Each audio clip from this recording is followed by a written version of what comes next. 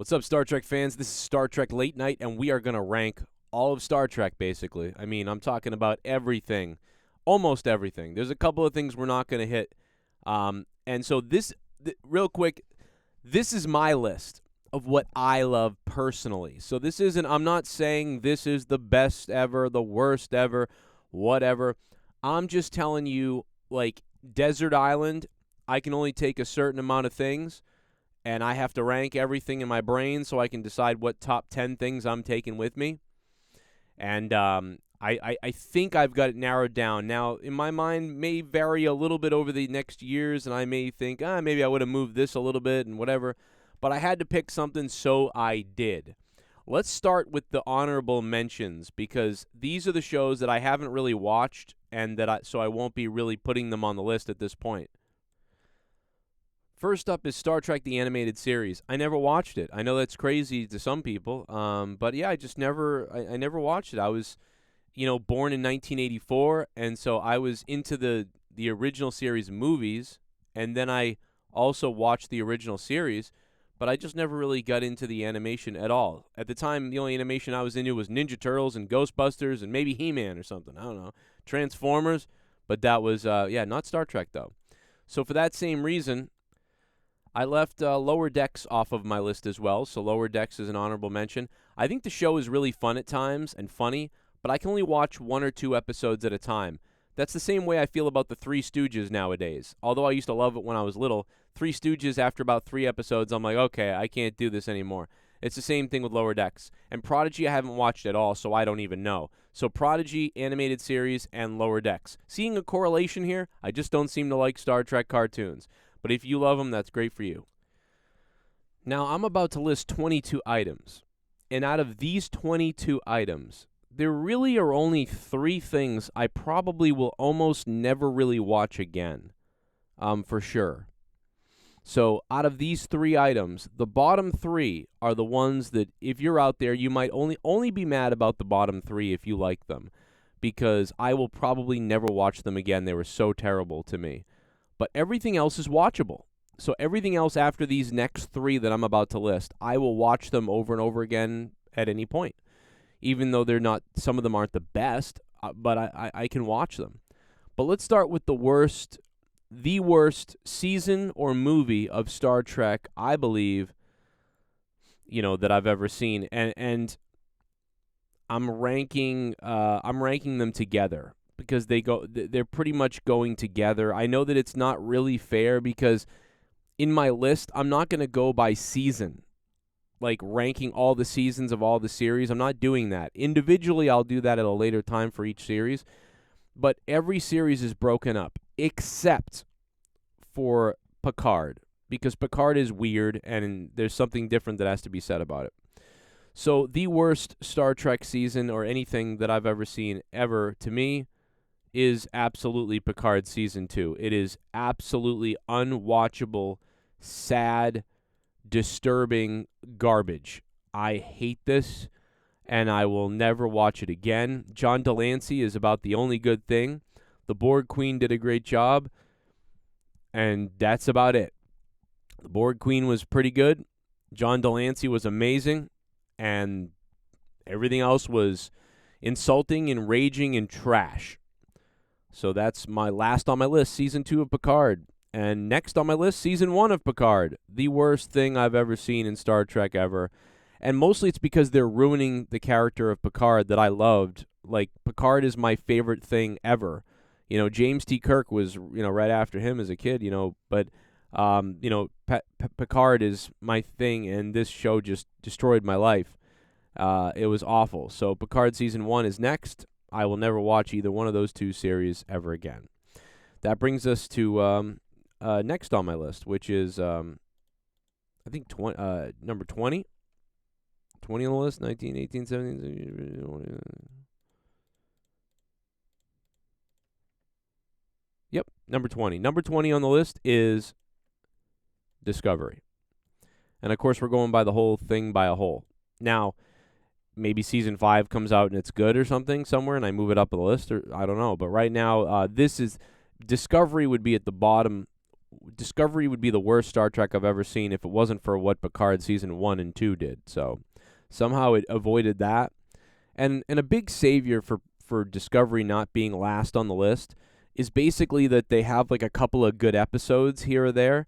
And season 1 starts out really badly and terribly, and it so destroys Star Trek, this show. It's people act like teenage moron kids and stuff like that. It's like, dude, when I was a kid, I loved Star Trek, and I was a kid. And Star Trek seemed like they were adults, and they were competent, and it seemed like they were important and competent, and it was a very, some Star Trek was kind of boring to some people, but I was a kid, and we loved it. So some people are like, well, it's, you're just, I don't know, like, it's trying to appeal to kids, you idiot.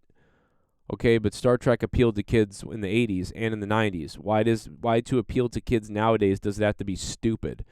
And Discovery is one of the stupidest shows ever in all of sci-fi, but yet it has the name Star Trek on it, which is horrific to me. So I absolutely could go on about how terrible this is, but I'm not going to. So yeah, Discovery is next. I just won't ever probably do it. Other than the twist in the first season, I won't do it. So, and then next on the list is the first movie. Number 19 on the list is the first ever, is the first movie to hit my list here, and it is Star Trek Into Darkness, a movie that has an amazing trailer. This is one of the best trailers for a movie I've ever seen.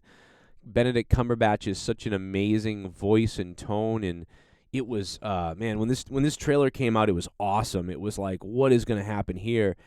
And you felt like he was going to be Khan. Spoiler alert. You felt like Benedict Cumberbatch was going to be Khan, and he, in the end, he should have been John Harrison, is what he should have been.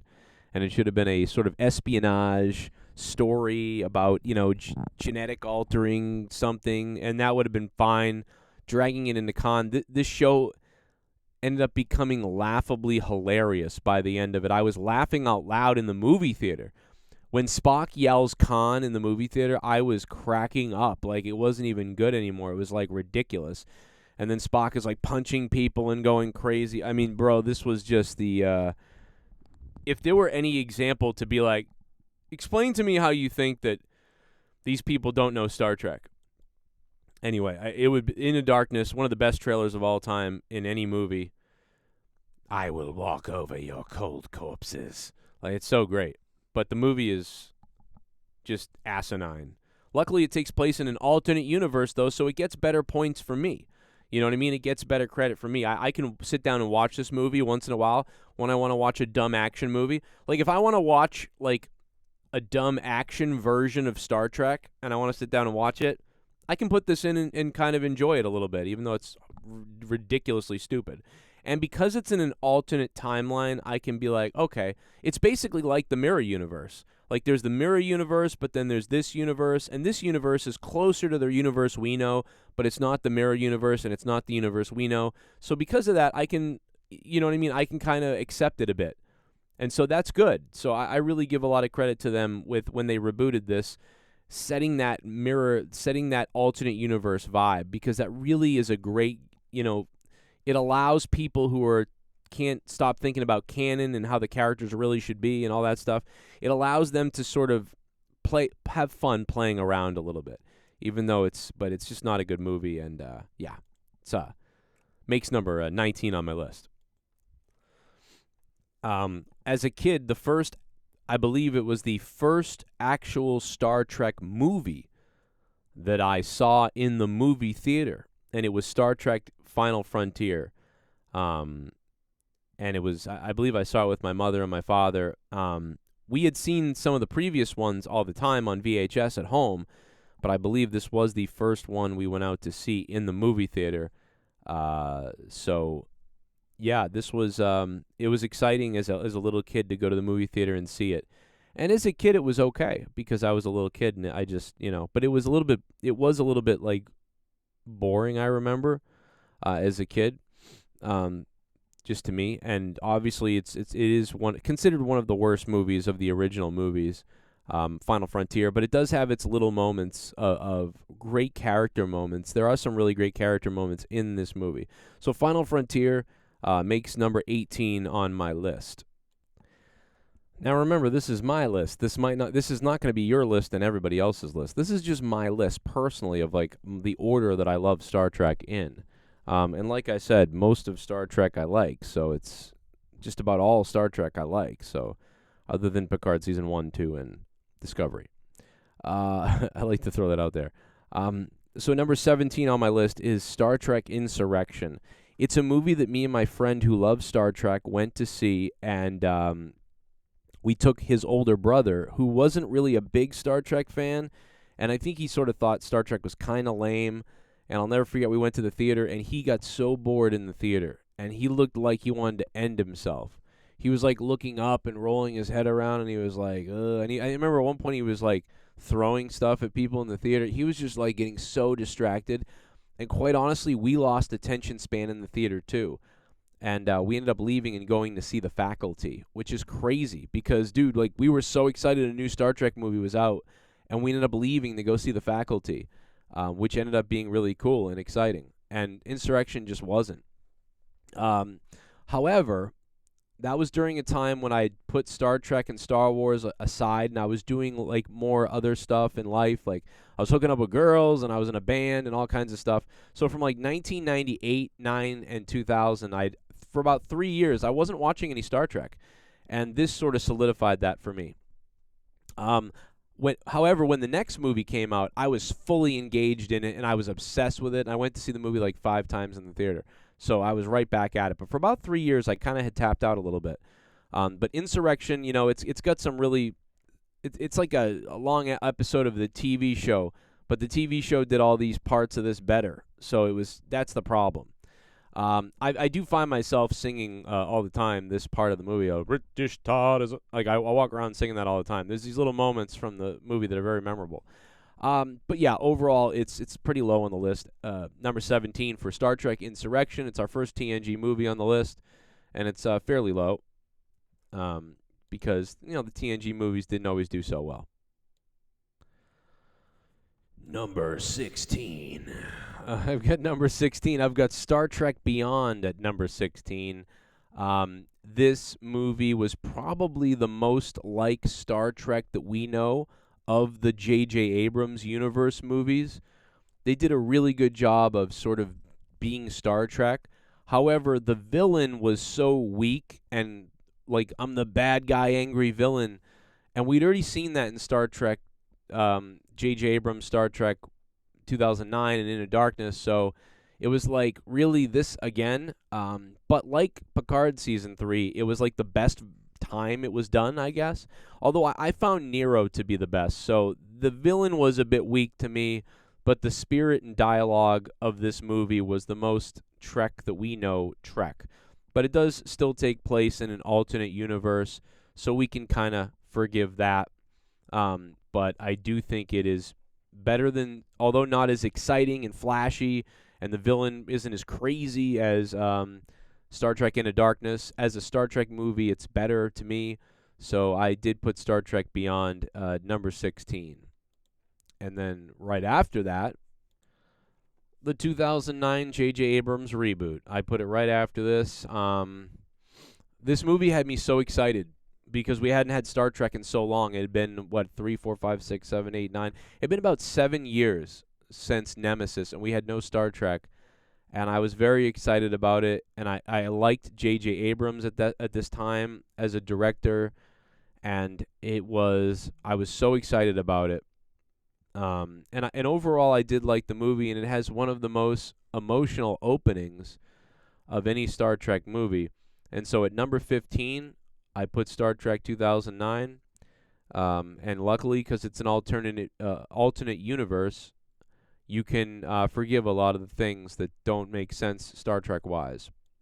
And now we get to number 14 on the list.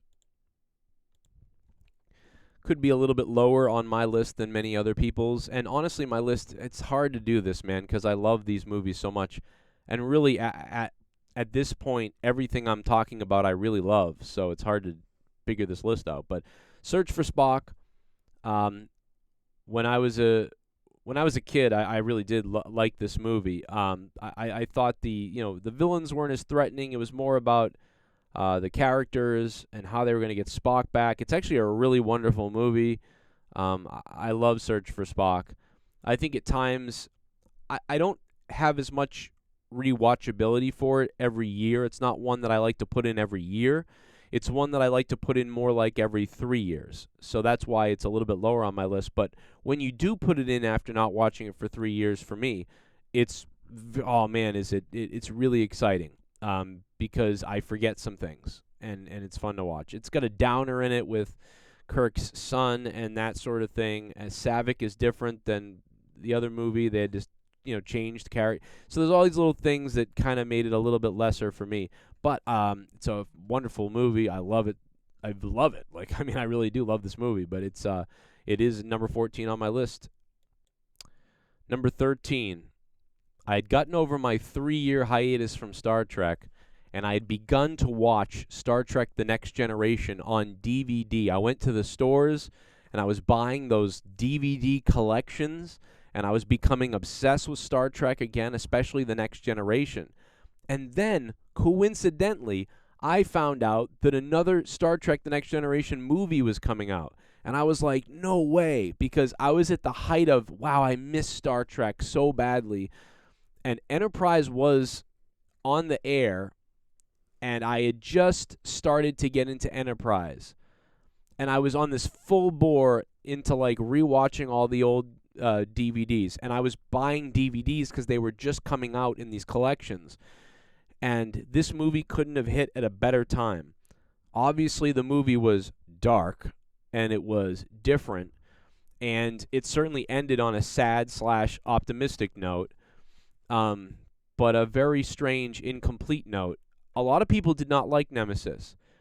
I did like Nemesis. I really did. And one of the reasons I think I ended up liking Nemesis a lot is because Nemesis, I felt like the characters were the most in character they'd really been in the movies. If you really think about it and analyze it, in some of the other movies, they're so out of character. In Insurrection, they're like over the top in comedy, and in Captain Picard is like doing opposite things that he did from the TV show. In First Contact, everybody's over the top with like anger and action and whatever. But in Nemesis, the characters are pretty close. But it's a very dark movie and not a great way to end The Next Generation. I saw it four times in the movie theater. I cried in the movie theater at the end. I smiled at the end with the optimism it had, and really, really hoped to see another movie then. I was like, oh, they're going to do another movie. Just like Search for Spock, they're going to have to do like Search for Data, or like, they're going to have to figure out a way to save Data or whatever. And that never happened. And it really, the longer that went on, the worse it made the movie, actually, for some reason, for me, in some ways. But in other ways, Data did one of the most human things ever, which is sacrifice. And so I love the movie. I wouldn't change it at all. It's just a bit of a downer because of that. So this is number 13, I guess, Unlucky 13. And I remember I still have the poster for this. That's a phenomenal poster. I like Nemesis, man. I people that don't like it, it's a little dark, and it's a little slow at times, but some of the best battle scenes in TNG at the end in the movie. But yeah, this one's and it's better now because of what we've just seen. Star Trek the Motion Picture has become something that I like even more now because it doesn't have the vibe of, any of the other Star Trek original movies. It's got more of that late 70s, early 80s vibe to it. And it's just such a sci-fi version of Star Trek movie. It's so sci-fi. It is a movie that sometimes if I put it on, I will fall asleep. You know what I mean? Because of the pacing and the hypnoticism of it, it's sort of like I can end up passing out and falling asleep. But that being said, I love this movie. It's a movie that I always kind of forget a lot of stuff about it until it's on, and that's always good for me. because I don't immediately go, oh, I don't want to see this. No, it's always exciting. And it gives me that sort of thrill of sci-fi movie from days of old. And I don't, again, this isn't a breakdown of all the movies, really. It's just my overall feeling. So, number 12, Star Trek the Motion Picture. Well, here it is. We're down to 11 more. And sorry, Deep Space Nine didn't make the top 10 cut. Unfortunately, I can't believe it, but it didn't. Deep Space Nine is a show that's I could see this rising up on my list. And the reason why is I have a lot of nostalgia for it, and I think it could definitely rise up onto my list at some point. I really have started to love the show a lot more. It when it was first out, it was a little difficult to deal with because I just felt it was a little too dark and too rough for what Star Trek was supposed to really be. But I did enjoy watching it here or there casually back in the day, quite a bit in the 90s. And when I watch it now, I have full-on nostalgia for it. And the 90s, so bad, I love it at this point now. I've now been watching it and doing reviews that will be uploaded on Deep Space Nine. Many of the episodes, it's the first time I've seen them, believe it or not. And so despite me watching, Deep Space Nine back in the day when it was airing, and also rewatching it recently to where I'm making sure to see every episode and to watch episodes multiple times.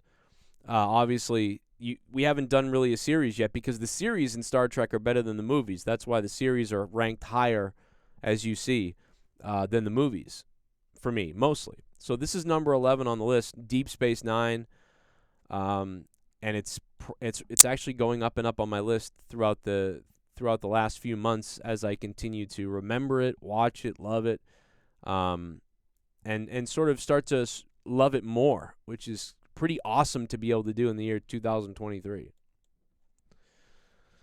Number 10, finally, top 10. Star Trek Voyager. Star Trek Voyager was a show that I did latch onto a lot more than Deep Space Nine when it originally aired. I immediately started connecting with it. And I think Star Trek Voyager does suffer for me because remember I told you I kind of fell out of Star Trek from 1998 to about 2000, 2001. I sort of just fell out of watching Star Trek. I took almost 4 years off, to be honest, and and that was towards the end of Voyager. I think Voyager I had tapped out around season 5 or something. So like I would say 2002, maybe 99, 2000, 2001. I might have missed some of Voyager when it originally aired, and it wasn't until years later that I watched it to complete seeing everything. But I mean, 1995 to about 1998, 95, 6, 7, 8, didn't miss any episodes of Voyager, and I loved it, and I watched them repetitively. And then years later, I went back and watched the whole series on DVD again and caught up on some of the episodes I missed and some of the things I missed. And I think it's why I didn't talk a ton about the warp, the conduits, and the Borg and what happened with the Borg at the end of Voyager. It's because I didn't really remember a lot of that stuff. But to this day, I have rewatched Voyager several times, and I really, really do love Voyager. It could be higher on the list probably, but and maybe it should be higher on my list. But here it is at number 10. And it just, when it comes down to like what do I really want to put on, what's it gonna be? I could start watching some Voyager. Oh, maybe I'll watch this. And this is going to be, this is going to be controversial, but I have number 9. I have Star Trek Generations. There's going to be some people that are like, you're putting Star Trek Generations above Voyager, and maybe it is wrong of me. You know what I mean? I think it might be. Maybe I did make a mistake. Maybe Generations should be below Voyager and Deep Space Nine, because quite honestly, I think I'd probably rather maybe put on the series of Deep Space Nine or Voyager. But I've just watched Generations so many times, and I think it's nostalgia more than anything, because the movie has its imperfections for sure. Like, it is a kind of a, like, that's the first generation Star Trek The Next Generation movie you made. You kind of look at it and you go, what? Like, there's so many weird things in it. But I have nostalgia for it because I saw it in the movie theater when I was 10 years old. And, I mean, I was coming off of the high of the Next Generation series. I loved the Next Generation, and they basically ended the show so they could start making movies. And when you see this, you're kind of like, that's what you stopped making the show for? You should have kept making the show. But I was excited to see Shatner and Picard on the big screen together, and the Enterprise D in a movie, and it felt like it felt like a movie. You know, it felt different. You know, they lit it different. That was about all it was. But as a kid, I was fooled more easily. But I still like it, even though it's got flaws and it's got problems. And I still like it so much that I put it on probably once a year, if not maybe a couple of times a year. So that's but that's me. Number 8 on the list. It's hard to not put this number 1 because without this, none of this would exist. So it's hard to not say this is number 1, but I'm talking about what I put on, the frequency that I put Star Trek on, and what is the go-to Star Trek. So number 8 on my list is the original series. Once or twice a year, I watch TOS. Not necessarily all the episodes and the whole seasons, but I'll go through like a spurt where I'm putting on 4 or 5 episodes a week or an episode here or there. And throughout the whole year, I end up watching all the episodes of the original series throughout the whole year or two. So it's very viable in my mind. And obviously, I have my favorite 5 to 10 episodes of the original series that I really like to put on, where I don't binge it as much as the other series and some of these other things. I treat the original series more like a movie because I think of an episode or two I want to see at the moment, and I put it on. And that's how I treat the original series. The campiness and everything was a little bit outdated for me even when I was a kid, but I did love the show, and the show is wonderful, and without this show, none of the other shows would be here. And it's the essence of what Star Trek is, and so I love it. And so it is number 8, and it has some of the episodes that are the best Star Trek ever. So I've got it on number 8 on my list, and you're gonna your head might explode, but here comes number 7, everybody. Number 7 is Picard season 3, and again, like I said, Picard is the only Star Trek series that I'm gonna break up in the seasons, because seasons 1 and 2 are the worst Trek I've ever seen, I think, and season 3 is definitely become top 10 Star Trek for me. Like, this has become, and maybe I'm on a high right now, and maybe this will drop down on the list a little bit later on at some point at a later time. I don't know. But for me, number 7 right now, and like I said, I could be wrong, but at this time, it is up there on the list for me. I loved season 3 of Picard, and I could watch it, see episode 1 to 10, probably at least once a year, it feels like, because I've already watched it now, the entire thing 3 times almost, and then individual episodes 4 to 5 times when I was waiting for the next episodes to come out the next week. So, just phenomenal job. I mean, I love season 3 of Picard. It's got problems, but not really. It's amazing. So, great job, Terry Matalas and everybody there, because it's in my top 10. That's pretty incredible. And number 6 came out in 1996, funny enough. Star Trek First Contact. It really is one of the best Star Trek movies ever made. It is one of my favorite movies, Star Trek-wise. This is one that could be in the top 3.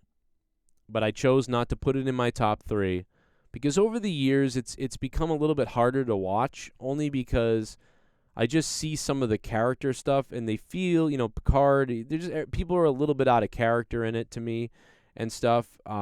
And there's some questions that I have in some areas, but I love this movie. I'll never forget seeing it in the movie theater. I remember coming out of it and being like, that was unbelievable, because Star Trek Generations was a little bit flat, but I thought it was good, but it was a little bit like, okay, like that was pretty good, man. Star Trek Generations. They got a movie. That was so cool. That's how I came out. But when I came out of Star Trek First Contact, I was lit. I was lit up. Seeing the humans, meet the Vulcans and all that sort of thing was unreal to me, the emotion of that. And just, it felt like a real blockbuster movie. And this was a movie it felt like you could take anybody to, even if they didn't really know Star Trek, and they'd be like, that was kind of cool. Just great movie. This is the best TNG movie, most people think.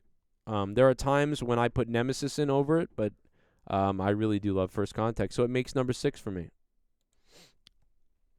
Number 5, The Voyage Home. As a little kid, this was one of my favorite movies.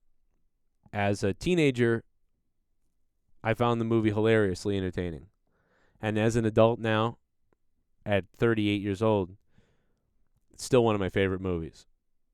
It's the part 3, of the trilogy with the original series movies, and it's just got lightheartedness, comedy, really some really silly stuff in it that I think works. It's got a weird sci-fi type of story. It's a little ridiculous, but I absolutely love this movie, and again, this is something you can show to people that may not be Star Trek fans, and they can watch this and enjoy it. And this is one of my favorites. And that's why it sits at number 5 for me. I can rewatch this all day. Number 4, quite honestly, could be the best Star Trek movie ever made. It arguably could be the best Star Trek movie ever made. And it's a movie that I've become to realize is that good over the years. Every year I watch this, it just seemingly gets better, and I think this is the complete Star Trek movie of the original series. It's one of the best send-offs ever. Star Trek The Undiscovered Country it nearly makes my favorite Star Trek movie of all time because of its rewatchability, I think. And it's just a gem. And thank goodness they made it, because if they had ended with 5, that would have kind of going out with a whimper, and they really brought it back and ended on a beautiful note.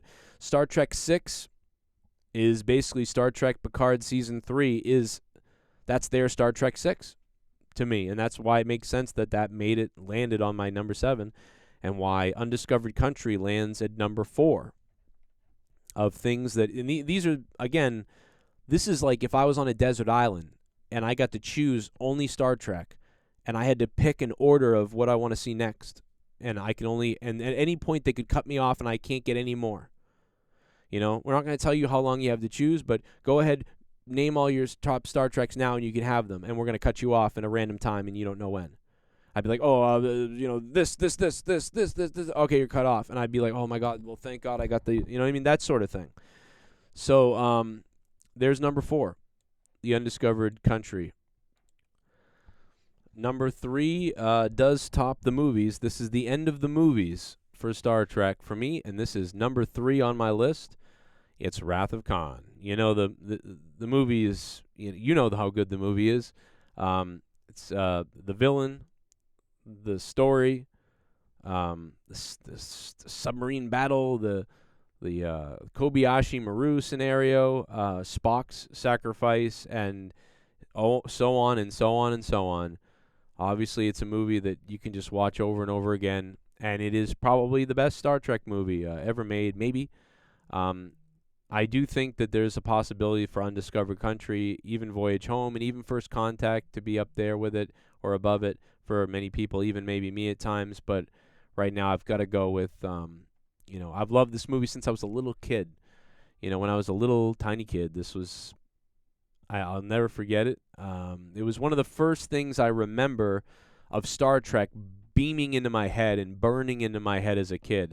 And one of the first things I ever saw and remember as a kid in Star Trek was actually Khan bloodied at the end of the movie, and through hell's heart I stab at thee. Like, this is stuff when I was a little kid. I was like, oh my God, I just thought it was so cool as a little kid.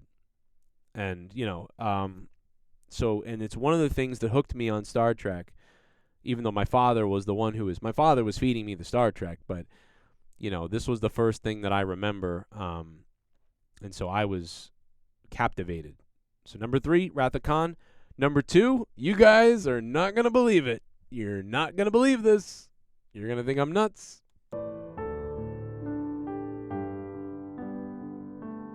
Star Trek Enterprise. You can't believe it, can you? You guys are freaking out. You're like, what? You're a psycho. I ended up falling in love with Star Trek Enterprise unbelievably, because when Star Trek Enterprise first came out, I thought it was garbage. I heard the opening theme, and I said, what the heck is this? And I turned it off. And then I was kind of busy with school and girls and my metal band that I was in and all this other stuff. And it was the year 2001, and like I told you, I had sort of like fallen out of Star Trek. And what ended up happening, though, is at some point in early 2002 or so, I want to say it was around when season 2 came out, I saw an episode, and I was like, that was actually pretty good. I thought the show was trash. That was actually pretty decent. It reminds me of Star Trek.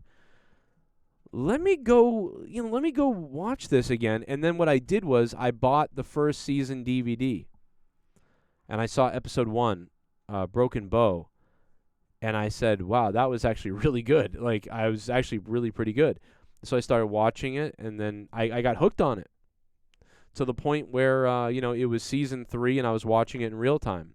And that was when, Nemesis then was about to come out too. So I just loved Star Trek Enterprise, and I was watching it when it was airing. And I couldn't believe I was watching new Star Trek on TV. I couldn't believe it.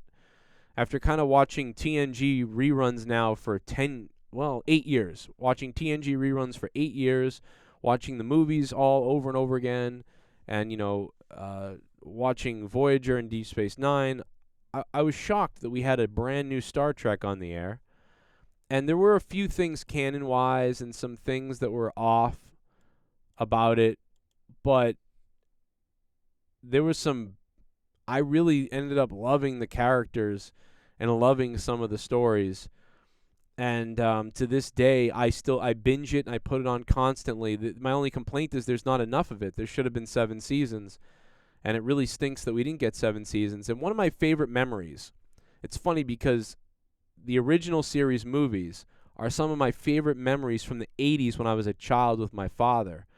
And also Star Trek The Next Generation, some of my favorite memories from the 80s and 90s with my father and my mother. Unfortunately, my father died right before Season 7 came out. So he never got to see Star Trek The Next Generation Season 7, unfortunately, because we all watched it together. My mother and father watched it together with me all the time. We never missed it.